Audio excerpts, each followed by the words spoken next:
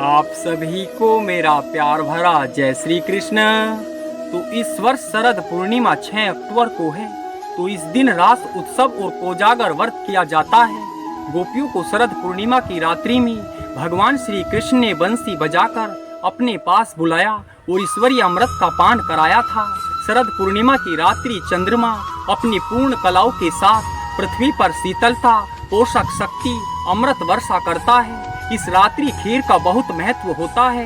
इस दिन खीर बनाकर चंद्रमा की चांदनी में खीर रखना और भगवान को भोग लगाकर रात्रि 12 बजे के आसपास उस खीर को खाना, इससे दमा और सोराइसिस जैसी अनेकों बीमारियां खत्म हो जाती है। इस अमृत में प्रसाद खीर को रसराज कहते हैं। सीता जी को अशोक वाटिका में यह खीर रखी जाती थी, पर रावण के घर का खीर सीता जी नहीं खाती थी, इसलिए इंद्रदेव उन्हें खीर भेजते थे।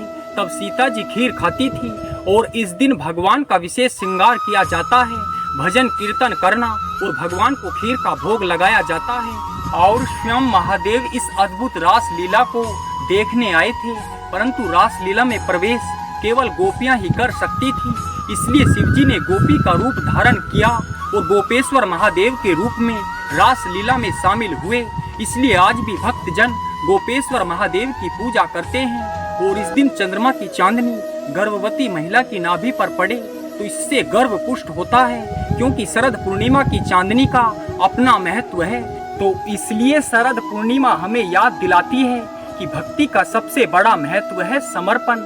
जैसे शिवजी गोपी रूप धारण करके रास लीला में शामिल हो गए, वैसे ही हमें भगवान का भक्त बनकर उनके शरणागत होकर उनके प्रेम का अनुभव करना है। आप सभी को शरद पूर्णिमा की हार्दिक शुभकामनाएं।